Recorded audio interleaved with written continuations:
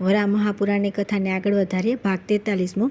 તેમની વાત સાંભળ્યા પછી, હે પૃથ્વી, મેં તેમને કહ્યું કે દુર્વાસા મુનિએ જે કહ્યું છે તે અવશ્ય થશે, એ વિશે સંદેહ નથી. હે ભૂમે, વૃષ્ણિ આદિને દુર્વાસાએ શા કારણથી શાપ આપ્યો તે મેં તમને કહી સંભળાવ્યું. હવે દ્વારકા નગરીમાં કયા કયા સ્થળો આવેલા છે તે કહું છું, સાંભળો. દ્વારકામાં મારા ભક્તોને સુખ આપનારું પંચસર નામનું મારું એક પવિત્ર ક્ષેત્ર સમુદ્ર તીરથી થોડાક અંતર પર આવેલું છે. ત્યાં એક દિવસ નિવાસ કરીને જે માણસ તે સરોવરમાં સ્નાન કરે છે તે અપ્સરાઓ સાથે સ્વર્ગમાં આનંદનો ઉપભોગ કરે છે. મારા એ પંચસર તીર્થ ક્ષેત્રમાં મૃત્યુ પામનાર મનુષ્ય સ્વર્ગનું સુખ ભોગવ્યા પછી મારા લોકમાં આનંદ પામે છે. હે સુશ્રોણી, ત્યાં સેંકડો શાખાઓવાળું જાંબુનું એક મહાન વૃક્ષ આવેલું છે. તે મોટા મોટા, સુંદર અને મિષ્ટ ઘણા જાંબુ ફળોથી સુશોભિત છે. તે ફળો મેળવવાની લાલચથી ઘણા મનુષ્યો તે વૃક્ષ પાસે જાય છે, પરંતુ મારા ભક્તજનો સિવાય બીજા કોઈને તે પ્રાપ્ત થતા નથી. પાપ કર્મથી મુક્ત હોય તેવા માણસોને તે ફળ મળે છે. મારા જે ભક્તોને તે ફળ પ્રાપ્ત થાય છે તેઓ શ્રેષ્ઠ ગતિને પામે છે. તે જ ક્ષેત્રમાં પ્રભાસ નામનું મારું એક પવિત્ર તીર્થ આવેલું છે, પરંતુ રાગ અને લોભથી યુક્ત અંતઃકરણવાળા મનુષ્યો તેના વિશે જાણતા નથી. ત્યાં 5 દિવસ ઉપવાસ અને નિવાસ કરીને જે માણસ સ્નાન કરે છે તે 7 દ્વીપોમાં આનંદ કરે છે અને શ્રેષ્ઠ ગતિને પ્રાપ્ત થાય છે. સર્વ વાસનાઓનો ત્યાગ કરી તથા નિષ્પાપ થઈને જે માણસ અહીં પ્રભાસ ક્ષેત્રમાં મૃત્યુ પામે છે તે મારા લોકમાં જાય છે. મહાભાગ્યશાળી હે પૃથ્વી, ત્યાં થતી એક આશ્ચર્યજનક ઘટના વિશે તમને કહું છું તે સાંભળો. પ્રભાસ ક્ષેત્ર પાસે આવેલા સાગરમાંથી સારેગમાદી સપ્ત સરોવરનો ઉત્પન્ન થતો નાદ નગરમાં સંભળાય છે. વળી ત્યાં આગળ આવેલા સાગરમાં મગર આમ તેમ જળમાં ફરતા દેખાય છે, પરંતુ ત્યાં સ્નાન કરનારા યાત્રુઓને કંઈ જ કષ્ટ આપતા નથી. અહીંના સ્વચ્છ જળમાં માણસ પિંડ નાખે છે ત્યારે તે પિંડ તેમના સુધી પહોંચે તે પહેલાં અદ્વતથી તેમને પકડીને કોળિયો કરી જાય છે. એમાં સંશય નથી. પાપી મનુષ્યોને નાખેલા પિંડને એ મગર ગ્રહણ કરતા નથી, તેઓ ધર્માત્માઓના પિંડને જ ગ્રહણ કરે છે. આમ નિશ્ચયપૂર્વક માનવું. વળી ત્યાં એક પંચપીડ નામનું બીજું તીર્થ છે. તે અગાધ અને વિશાળ હોય ને એ કોષના વિસ્તારવાળું છે. ત્યાં 5 દિવસ નિવાસ કરી સ્નાન કરનારો માણસ ઇન્દ્રલોકમાં આનંદનો ઉપભોગ કરે છે. હે યશસ્વીની પૃથ્વી, અહીં પંચશીટ તીર્થમાં મૃત્યુ પામનાર મનુષ્ય ઇન્દ્રલોકના સુખનો ઉપભોગ કર્યા પછી વૈકુંઠમાં નિવાસ પામે છે. હે મહાભાગે, ત્યાં થતા આશ્ચર્યની એક વાત તમને કહું છું તે સાંભળો. 12 માસની 24 દ્વાદશીઓના દિવસે સૂર્ય મસ્તક પર આવે ત્યારે મધ્યાહન સમયે ત્યાં ચાંદી અને સુવર્ણના કમળ જોવામાં આવે છે. તે પાપી મનુષ્યોને દ્રષ્ટિગોચર થતા નથી. તે કેવળ શુભ કર્મ કરનારા પુણ્યશાળી મનુષ્યોને દેખાય છે. તે ક્ષેત્રમાં મારું સંગમન નામનું તીર્થ આવેલું છે. અહીં ગોમતી નદીનો સાગર સાથે સંગમ થાય છે. તેની સમીપમાં જ આવેલા એક સ્થળે મણિપુર પર્વતમાંથી જળની 4 ધારાઓ પડે છે. ત્યાં 4 દિવસ ઉપવાસ કરીને જે માણસ સ્નાન કરે છે તે બ્રહ્મલોકમાં આનંદ પામે છે, એમાં સંશય નથી. મારી ભક્તિમાં પરાયણ મનુષ્ય અહીં મૃત્યુ પામે તો તે બ્રહ્મલોકના આનંદનો ઉપભોગ કર્યા પછી મારા ધામને પ્રાપ્ત થાય છે. ત્યાં થતું એક આશ્ચર્ય હું તમને કહું છું તે સાંભળો. મણિપુર પર્વતમાંથી કુંડોમાં પડતા જળમાં એ આશ્ચર્ય જોવામાં આવે છે. કોઈ પાપી માણસ એ કુંડમાં સ્નાન કરે છે ત્યારે તેણે સ્નાન કરેલું જળ પૃથ્વીમાં સમાઈ જાય છે અને પાપ ક્ષીણ થઈ ગયા પછી એ કુંડ ફરીથી ભરાઈ જાય છે. પાપ ધોવાઈને ક્ષીણ થઈ ગયા પછી કુંડોમાં ભરાયેલું જળ તે પછી પૃથ્વીમાં અગાઉની જેમ ઉતરી જતું નથી ને કુંડ જળથી ભરાયેલો રહે છે. તે જ ક્ષેત્રમાં હંસકુંડ નામનું મારું એક પવિત્ર તીર્થ છે. તે કુંડમાં મણિપુર પર્વતમાંથી જળની એક ધારા પડે છે. ત્યાં એક દિવસ નિવાસ કર્યા પછી આસક્તિ રહિત જે માણસ એ કુંડમાં સ્નાન કરે છે તે વરુણલોકમાં આનંદનો ઉપભોગ કરે છે. હે વરાનને મહાભાગ્યશાળી હે પૃથ્વી, જે માણસે હંસકુંડ તીર્થમાં મરણ પામે છે તે વરુણલોકનો ત્યાગ કરી વૈકુંઠ લોકમાં જાય છે ને ત્યાં આદર પામી ત્યાંના સુખનો અનુભવ કરે છે. હે યશસ્વીની પૃથ્વી, હંસકુંડ તીર્થમાં જોવામાં આવતું આશ્ચર્ય તમને કહું છું. 12 માસની 24 દ્વાદશીઓના દિવસે મધ્યાહન સમયે સૂર્ય મસ્તક પર આવે ત્યારે તે કુંડ પર ચંદ્રની કાંતિ સમાન શુભ્ર હંસ આમ તેમ ઉડતા જોવામાં આવે છે. પાપીઓને તે હંસ દેખાતો નથી, કેવળ પુણ્યશાળી જનોને તે દેખાય છે. હે ધરા, જે મનુષ્યોને તે હંસો દેખાય છે તેઓ શ્રેષ્ઠ ગતિને પ્રાપ્ત થાય છે, એમાં સંશય નથી. તે પછી એ જ ક્ષેત્રમાં કદમ નામનું મારું એક પવિત્ર તીર્થ આવેલું છે. યાદવોએ ત્યાં સ્નાન કર્યું હતું, તેથી તેઓ પવિત્ર થઈને મારા ધામને પ્રાપ્ત થયા. તે તીર્થમાં 4 દિવસ નિવાસ કરીને સ્નાન કરનારો પુણ્યાત્મા મનુષ્ય ઋષિઓના તપોલોકમાં આનંદ પામે છે, એમાં સંશય નથી. અત્યંત પાપી મનુષ્ય પણ અહીં મૃત્યુ પામે તો તે તપોલોકના સુખ ભોગવ્યા પછી મારા લોકને પ્રાપ્ત થાય છે. હે મહાભાગે, ત્યાં થતું એક આશ્ચર્ય હું તમને કહું છું તે સાંભળો. તે સ્થળે આવેલા કદમના વૃક્ષમાંથી નીકળીને જળની એક ધારા પડે છે. તે પૂર્વ દિશા તરફ વહે છે. મહાભાગ્યશાળી હે પૃથ્વી, માઘ માસની દ્વાદશીના દિવસે સૂર્યોદય સમયે એ કદમ વૃક્ષ ઉપર પુષ્પો પ્રગટ થયા છે. સારા માર્ગને અનુસરનારા મારા જે ભક્તો છે તે પુષ્પો પ્રાપ્ત થાય છે. તેઓ શ્રેષ્ઠ ગતિને પામે છે, એ વિશે સંશય નથી. મારા તે ક્ષેત્રમાં ચક્રતીર્થ નામનું શ્રેષ્ઠ તીર્થ છે. મણિપુર પર્વતમાંથી અહીં જળની 5 ધારાઓ પડે છે. 5 દિવસ ત્યાં નિવાસ કરી સ્નાન કરનારો મનુષ્ય 10,000 વર્ષ સુધી સ્વર્ગલોકમાં આનંદ અનુભવે છે. લોભ અને મોહનો ત્યાગ કરીને અહીં મૃત્યુ પામનાર મનુષ્ય સ્વર્ગલોકના સર્વ સુખોનો ત્યાગ કરી મારા લોકમાં જાય છે. વળી ત્યાં જોવામાં આવતું એક આશ્ચર્ય તમને કહું છું, તે સાંભળો. મારા ભક્તો સિવાય અન્ય કોઈને એ આશ્ચર્યનો અનુભવ થતો નથી. હે યશસ્વીની 24 દ્વાદશીઓમાંની એક પ્રત્યેક દ્વાદશીની મધ્યરાત્રિ કાનને અને મનને સુખ આપનારો અવાજ થતો સંભળાય છે. અનેક પુષ્પોનો સુગંધી વાયુ ત્યાં વહે છે. તે પાપીજનોને દુર્લભ છે, કેવળ પુણ્યશાળી જીવોને તે સુલભ છે. તે ક્ષેત્રની ઉત્તર બાજુએ એક વિશાળ અશોક વૃક્ષ છે. સૂર્યોદય સમયે તેના પર પુષ્પ આવે છે. મારા જે ભક્તોને તેવા પુષ્પ પ્રાપ્ત થાય તેઓ એ ભૂમે શ્રેષ્ઠ ગતિ પામે છે, એમાં સંશય નથી. તે ક્ષેત્રમાં રૈવતક નામનું મારું એક પવિત્ર તીર્થ આવેલું છે. તે સ્વર્લોકમાં વિખ્યાત છે. ત્યાં મેં ક્રીડાઓ કરી છે. આ સ્થળ પુષ્કળ લતા અને વેલાઓથી વ્યાપ્ત અને ઘણા પુષ્પ વૃક્ષોથી સુશોભિત છે. ત્યાં રૈવત અર્થાત ગિરનાર પર્વત આવેલો છે. એ પર્વત પર ઘણા વર્ણવાળી શિલાઓની પંક્તિ આવેલી છે. એ પર્વતમાં 10 દિશાઓમાં ગુહિયાઓ, વાવ અને કંદરાઓ છે. તેઓ એને પણ દુર્લભ છે. ત્યાં એક દિવસ નિવાસ કરી સ્નાન કરનારો મનુષ્ય સોમલોકને પ્રાપ્ત થઈ કૃતકૃત્ય થઈ જાય છે, એમાં સંશય નથી. અહીંયા મૃત્યુ પામનાર મનુષ્ય સોમલોકનો ત્યાગ કરનાર મારા લોકમાં જાય છે. હે મહાભાગે, ત્યાં થતું એક આશ્ચર્ય તમને કહું છું, તે સાંભળો. એ આશ્ચર્ય ધર્મની કામનાવાળા સર્વ મનુષ્યોને દેખાય છે, એમાં સંશય નથી. તે ક્ષેત્રમાં આવેલા સર્વ વૃક્ષોના બધા પાંદડા ખરી પડે છે. એક પણ પાંદડું કોઈ પણ વૃક્ષ પર દેખાતું નથી. તે તીર્થક્ષેત્રનું જળ પણ સ્વચ્છ થઈ જાય છે.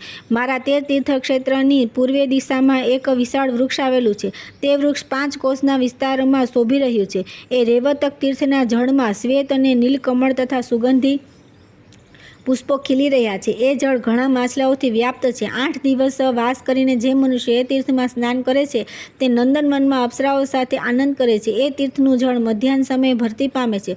અર્ધરાત્રે સમ થાય છે. આ પ્રમાણે એ તીર્થમાંનું જળ મહાસાગરમાં થતી ભરતી અને ઓટની જેમ વધતું અને ઘટતું રહે છે. આ આશ્ચર્ય ધર્માત્મા મનુષ્યોને જ દેખાય છે, એમાં સંશય નથી. એ રૈવત તીર્થ પશ્ચિમ દિશામાં બિલીનું એક મોટું વૃક્ષ આવેલું છે. 24 દ્વાદશીઓમાં પ્રત્યેક દ્વાદશીના દિવસે તે સમગ્ર વૃક્ષ પુષ્પોથી સભર થાય છે. સૂર્ય અસ્ત પામતો હોય તે સમયે હે મહાભાગે શુભ કર્મ કરનારા મનુષ્યોને તે પુષ્પો દેખાય છે. પાપ કર્મ કરનારાઓને તે દેખાતા નથી. મારા માર્ગને અનુસરનારા મારા જે ભક્તને તે બિલ્વ વૃક્ષનું પુષ્પ મળી જાય છે. તે હે ભૂમિ શ્રેષ્ઠ ગતિને પ્રાપ્ત થાય છે, એમાં સંશય નથી. મારા તે પવિત્ર ક્ષેત્રમાં વિષ્ણુ સંક્રમણ નામનું તીર્થ આવેલું છે. તે સ્થળે એક વ્યાધે મને વિંધી નાખ્યો હતો, પરંતુ હું ફરીથી મારા અવિનાશી સ્વરૂપથી ત્યાં નિવાસ કરીને રહ્યો. હે મહાભાગે, મણિપુર ગિરિની તળેટીમાં ત્યાં એક કુંડ આવેલો છે. તે કુંડમાં જળની એક ધારા પડ્યા કરે છે. તે સ્થળે સ્નાન કરનારો માણસ સૂર્યલોકમાં જાય છે. વળી મારો ભક્તજન તે સ્થળે મૃત્યુ પામે તો સૂર્યલોકના આનંદનો ઉપભોગ કર્યા પછી તે મનુષ્ય મારા ધામને પ્રાપ્ત થાય છે. હે પૃથ્વી, ત્યાં થતી એક આશ્ચર્યજનક ઘટના તમને કહું છું. શસ્ત્ર સમુદાયનો સંહાર કરનાર ભગવાન વિષ્ણુ તે સ્થળે નિવાસ કરીને રહેલા છે. પાપીઓને તેમના દર્શન થતા નથી, કેવળ પુણ્યશાળીઓને તે સુલભ છે. તે સ્થળની જમણી બાજુએ અશ્વસ્થનું એક મહાન વૃક્ષ આવેલું છે. 24 દ્વાદશીઓમાંની પ્રત્યેક દ્વાદશીના મધ્યાહન સમયે શીતળ છાયા આપનારું ઊંચું, સુંદર અને વિશાળ તે વૃક્ષ ફળથી સભર થાય છે.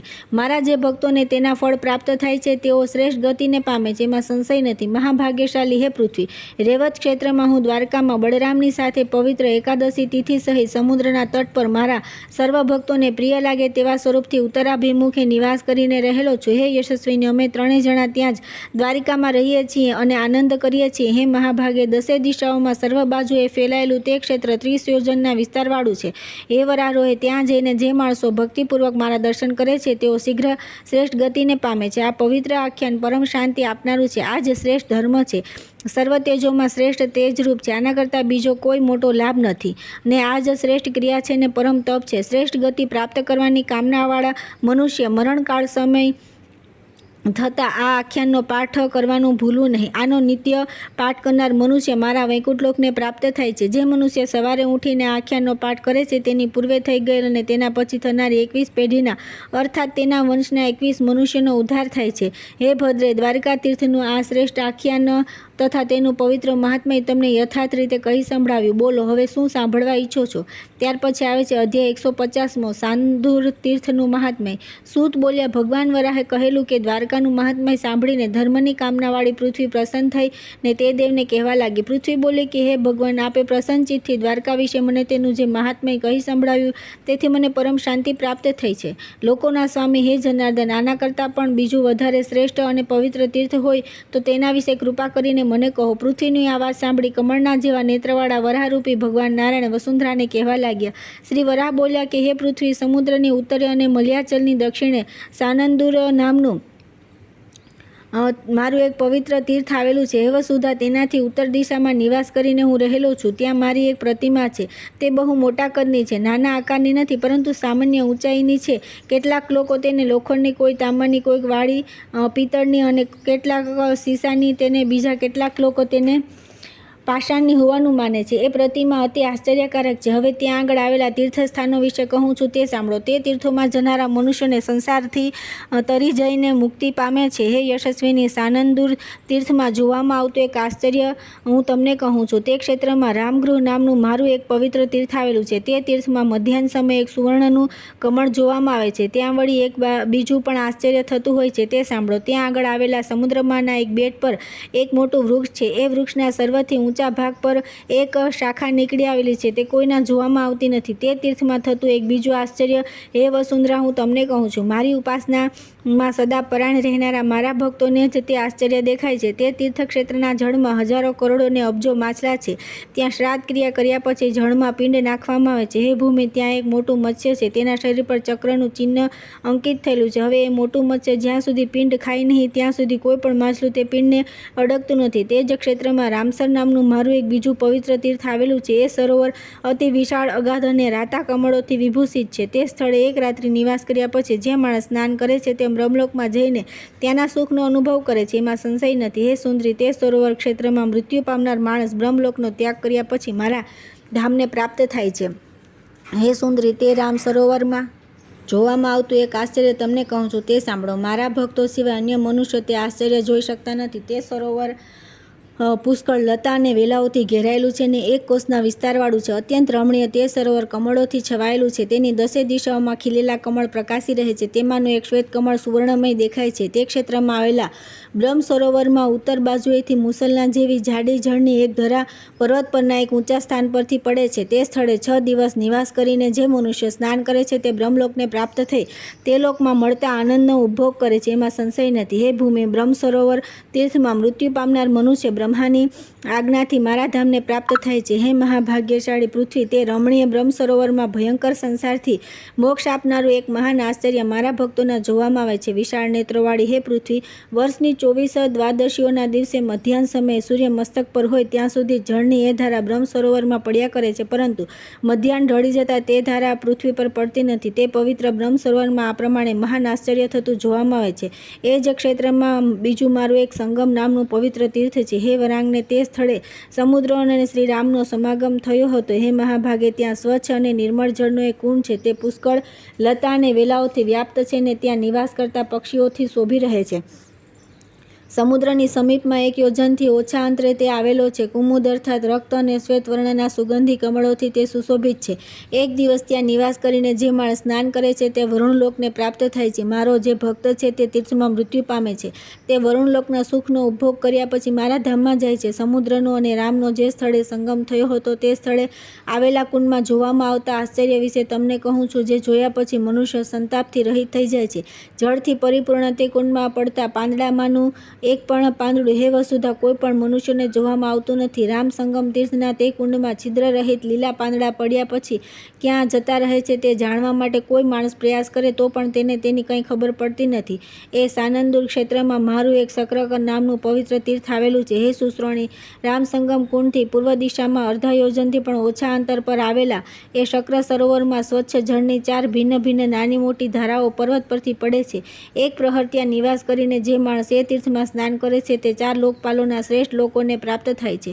આ શક્ર સરોવરમાં મૃત્યુ પામનાર માણસ લોકપાલના લોકોના સુખનો અનુભવ કર્યા પછી મારા ધામને પ્રાપ્ત થાય છે. મહાભાગ્યશાળી હે પૃથ્વી, ત્યાં એક આશ્ચર્ય જોવામાં આવે છે તે કહું છું તે સાંભળો. હે ભૂમિ, મારા પવિત્ર ભક્તો આ સંસારથી મોક્ષ આપનારું તે આશ્ચર્ય જોઈ શકે છે. હે ભદ્રે, તે તીર્થમાં 4 દિશાએ 4 જળધારાઓ પડે છે, પરંતુ તેથી તે શક્ર સરોવરનું જળ વધતું નથી, તેમ ઘટતું પણ નથી. ભાદ્રપદ માસના શુક્લ પક્ષની દ્વાદશીના દિવસે કર્ણને પ્રિય લાગે તેવા ગીતનો નિર્દોષો ત્યાં સંભળાય છે. સાનુંદર નામનું તે ક્ષેત્રમાં સુરપારક નામનું મારું એક પવિત્ર તીર્થ છે. ત્યાં સમુદ્ર તટે ભગવાન પરશુરામના આ આશ્રમમાં હે દેવી, હું ઉત્તરાભિમુખ નિવાસ કરીને રહીશ. તે તીર્થ આગળ એક સીમડાનું વૃક્ષ આવેલું છે. તે તીર્થમાં 5 પ્રહર નિવાસ કરીને જે મનુષ્ય સ્નાન કરે છે તે ઋષિલોકમાં જાય છે ને અરુંધતીના પણ દર્શન કરે છે. તે તીર્થમાં મૃત્યુ પામનાર માણસ ઋષિલોકનો ત્યાગ કરીને મારા ધામને પ્રાપ્ત થાય છે.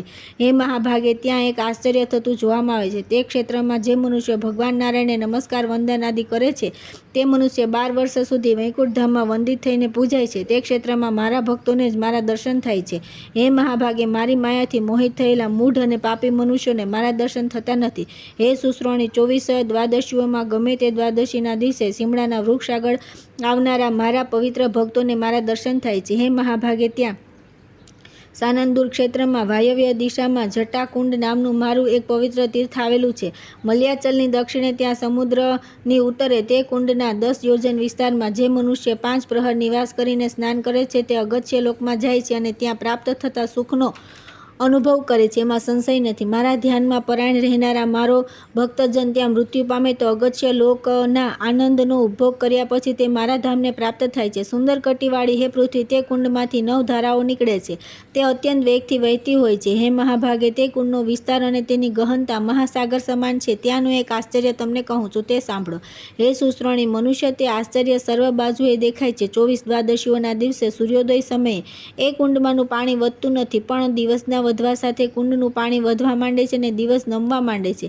તેમ તેમ તેમાંનું પાણી ઘટવા માંડે છે. હે ભદ્રે, આ પ્રમાણે સાનુંદર તીર્થ વિશે ભક્તિ અને તેની કીર્તિ વધારનારું તેનું મહાત્મય ત્યાં જોવામાં આવતું આશ્ચર્ય અને તે તીર્થનો વિસ્તાર તમને મેં કહી સંભળાવ્યો. આ તીર્થક્ષેત્ર સર્વ તીર્થોમાં અત્યંત પવિત્ર છે. 8 દિવસ ઉપવાસ કરીને જે મનુષ્ય એ તીર્થનું સેવન કરે છે તે શ્રેષ્ઠ ગતિને પામે છે. હું ભારપૂર્વક કહું છું, જે મનુષ્ય આ તીર્થના આખ્યાનનો પાઠ કરે છે તે આનંદપૂર્વક આનું શ્રવણ કરે છે, તેના 18 કુળનો ઉદ્ધાર થાય છે. વૈકુંઠ ધામ પ્રાપ્ત કરવાની કામનાવાળા મનુષ્ય મરણ સમયે પણ આ આખ્યાનનો પાઠ અને શ્રવણ કરવાનું ભૂલવું નહીં. હે ભદ્રે, તમે મને જે પૂછ્યું તે મારા ભક્તોના હિત ખાતર તમને કહી સંભળાવ્યું. બોલો, હવે બીજું શું પૂછવું છે? ત્યાર પછી આવે છે અધ્યાય 151માં લોહારગલ તીર્થનું મહાત્મ્ય. સૂત બોલ્યા, પૃથ્વીએ સાનુંદર ક્ષેત્રનું આ મહાત્મ્ય સાંભળ્યું, તેથી ભગવાન વરાહને હાથ જોડીને તે ફરીથી કહેવા લાગી. પૃથ્વી બોલી, જગતના હે નાથ, સર્વવ્યાપક હે વિષ્ણુ, મહાભાગ્યશાળી હે ભગવાન, સાનુંદર ક્ષેત્રનું પવિત્ર મહાત્મ્ય આપે મને કહ્યું તે સાંભળીને હું શોક સંતાપથી રહિત થઈ છું. હવે સાનુંદર કરતાં બીજું કોઈ વધુ કલ્યાણકારી પવિત્ર ક્ષેત્ર છે ખરું? દેવોને હિત કરનાર, લોકોના નાથ, દેવોના વૃંદ સાથે ધૈર્યને ધારણ કરનારા હે દેવવીર, હે નૃસિંહ, યમરાજ સમાન કાળરૂપ હે ભગવાન, કમળદળ જેવા 1000 નેત્રવાળા હે નારાયણ, આપનો જય થાઓ. ભગવાન જનાર્દને પૃથ્વીના આ ગદગદ વચન સાંભળ્યા ત્યારે સર્વ લોકોના દુઃખોનો વિનાશ કરનારા હરિ પૃથ્વીને કહેવા લાગ્યા. શ્રી વરાહ બોલ્યા કે હે દેવી, તમે મને જે પૂછો છો તે હવે ધ્યાનથી સાંભળો. મારા કર્મના ઉદ્ભવરૂપ મારું પવિત્ર વર્તન હું તમને કહું છું. સાનુંદર ક્ષેત્રથી 30 યોજન દૂર આવેલા હિમાલય પર્વત પર હું ગયો. ત્યાં મલેચ્છ દેશમાંના લોહારગલ નામના ક્ષેત્રમાં સિદ્ધવટ નામના વૃક્ષમાં મેં મારું પવિત્ર નિવાસસ્થાન બનાવ્યું. એ ક્ષેત્ર 15 યોજન લાંબુ અને 5 યોજન પહોળા વિસ્તારવાળું છે. તે ક્ષેત્રમાં જવાનું ઘણું કઠિન છે. ત્યાંનું હવામાન વેઠી ન શકાય તેવું છે. એ ક્ષેત્ર પાપીજનોથી સર્વત્ર ઘેરાયેલું છે. પાપી મનુષ્યો ત્યાં નિવાસ કરતા હોય છે, પરંતુ મારા પવિત્ર ભક્તોને લોહારગલ ક્ષેત્ર સુલભ છે. હે ભદ્રે, ત્યાં હું મારી સુંદર સુવર્ણ પ્રતિમાના રૂપમાં ઉત્તરાભિમુખ થઈને રહેલો છું, એ વિશે સંશય નથી. પછી મારા તે ઉત્તમ લોક પર દાનવો ચઢી આવ્યા ત્યારે મેં મારી વૈષ્ણવી માયા રચી તેમને અટકાવ્યા અને બ્રહ્મા, રુદ્ર, સ્કંદ, ઇન્દ્ર, મરુદગણ, 12 આદિત્યો, 8 વસુઓ, વાયુ, મહાપ્રતાપ્યો, અશ્વિની કુમારો, સોમ, બૃહસ્પતિ, અન્ય દેવોને મેં મારા તે તીર્થનો આગળ દીધો. પછી મેં મારું અત્યંત શક્તિશાળી દારુણ ચક્ર ધારણ કર્યું અને લાખો ને કરોડો દાનવોનો ઝપાટાબંધ સંહાર કરી નાખ્યો. આથી દેવતાઓ પ્રસન્ન થઈને આમ તેમ વિરહવા લાગ્યા. આ પ્રમાણે મારા આ ક્ષેત્રનું નામ મેં લોહારગલ પાડ્યું. પછી દેવો અને અસુરો વચ્ચે થયેલા યુદ્ધમાં દેવોના કંટકરૂપ અસુરોનો મેં વિનાશ કર્યો અને તે પરાક્રમી દેવોની મેં ત્યાં સ્થાપના કરી. મારો જે ભક્ત ત્યાં જઈને શ્રદ્ધાપૂર્વક મારા દર્શન કરે છે તે ત્યાં અવશ્ય કૃતકૃત્ય થાય છે. હે સુશ્રોણી, જે માણસ 3 દિવસ ઉપવાસ કરીને મન અને ઇન્દ્રિયોને વશમાં રાખી વિધિપૂર્વક વિધિપૂર્વક તે તીર્થકુંડમાં સ્નાન કરે છે તે હજારો સ્વર્ગીય સુખોનો આનંદનો ઉપભોગ કરે છે, એમાં સંશય નથી. વળી જે મનુષ્ય દાન તથા પરોપકાર આદિ પોતાના સત્કર્મ કરતો રહી અહીં મૃત્યુ પામે છે તો સ્વર્ગના સર્વ સુખ ભોગવ્યા પછી મારા લોકને પ્રાપ્ત થાય છે. લોકોને વિસ્મય પમાડવા માટે બીજા જે પરમ આશ્ચર્યનું મેં ત્યાં નિર્માણ કર્યું છે તે કહું છું. વર્ષની 24 દ્વાદશીના દિવસે દરેક મહિને મને સર્વ કામોની શુદ્ધિ કરનારો બલિ આપવામાં આવે છે. વળી મેં ત્યાં એક ઘોડાનું નિર્માણ કર્યું છે, તે સર્વ પ્રકારના રત્નોથી અલંકૃત છે. શંખ, ચમેલીના પુષ્પ તથા શ્વેત કમળના વર્ણ જેવી કાંતિ છે. તે મારા ધનુષ, બાણ, અક્ષસૂત્ર અને કમંડળુથી યુક્ત છે. તેની પીઠ ઉપર રમણીય આસન રૂપે જીન કસેલું છે. તે શ્વેત પર્વત પર ગયો અને ઘણા બધા કુરુઓનો તેણે વિનાશ કર્યો. ત્યાંથી તે નીચે પડી ગયો, છતાં તેને કંઈ ઈજા થઈ નહીં. આ પ્રમાણે આકાશ જેવડા ઊંચા પર્વત પર ઘણા કુરુઓનો તેણે સંહાર કર્યો ને તે પછી થાકી ગયેલો તે ઘોડો શાંત થઈને સ્વર્ગમાં આવી સ્થિરપણે ઊભો રહ્યો. સૂત બોલ્યા, વિષ્ણુની માયાથી વૃદ્ધિ પામેલા બ્રહ્માના પુત્ર મહામુનિ સનતકુમારે ભૂમિનું આ વચન સાંભળ્યું. તેથી તેઓ વિસ્મય પામ્યા. તે પછી વિસ્મયથી ચકિત થયેલા બ્રહ્માના પુત્ર બ્રહ્મજ્ઞાની ભગવાન સનતકુમાર પૃથ્વીને કહેવા લાગ્યા. સનતકુમાર બોલ્યા કે સુંદર કટીવાળી હે પૃથ્વી, હે દેવી તમે ધન્ય છો. હે વરાનને તમે અતિ ભાગ્યશાળી છો, કારણ કે હે દેવી તમે ભગવાન નારાયણના સાક્ષાત દર્શન પામ્યા છો. કમળના પત્ર જેવા વિશાળ નેત્રવાળા ભગવાને તમને જે કંઈ કહ્યું તે સર્વજનોના સુખને વધારનારું છે. તેથી તે સકળ વૃત્તાંત તમે મને કહો. હે પૃથ્વી, ઉત્તમ ગુણોથી અને ધર્મયુક્ત ભગવાન નારાયણની તર્કશુદ્ધ પરમ પવિત્ર વાણી તમે મને જેમ જેમ કહેતા જાઓ છો તેમ તેમ મારા મનને તમે આનંદ પમાડો છો. સર્વ ભક્તજનોને પ્રિય કમળનયન ભગવાન નારાયણે તે પછી યથાર્થ રીતે તમને શું કહ્યું? સૂત બોલ્યા, મહાતેજસ્વી ભગવાન સનતકુમારનું આ વચન સાંભળીને પૃથ્વી તેમને મધુર વાણીથી કહેવા લાગી કે હે વત્સ, ભગવાન જગન્નાથે મને ઉદ્દેશીને જે કંઈ બોલ્યા તે તેમના શ્રીમુખથી જ સાંભળો. શ્રી વરાહ બોલ્યા, આ પ્રમાણે તે લોહારગલ ક્ષેત્રમાં પાપોને શુદ્ધ કરનારા સરળ અને પવિત્ર કર્મ વિધિપૂર્વક કરવામાં આવે છે. સુંદર મધ્ય ભાગવાળી હે પૃથ્વી, કુલીન અશ્વો સુખ આપનારા હોય છે. મુશ્કેલીથી વશમાં લઈ શકાય તેવા મને વહન કરનારા કુલીન અશ્વો અન્ય કોઈને વહન કરતા નથી. ત્યાં પંચસર કુંડ નામનું મારું એક પવિત્ર તીર્થ છે. શંખના જેવા શુભ્ર વર્ણની ચાળ ધારાઓ છે. અહીં મનના જેવા વેગથી પડે છે.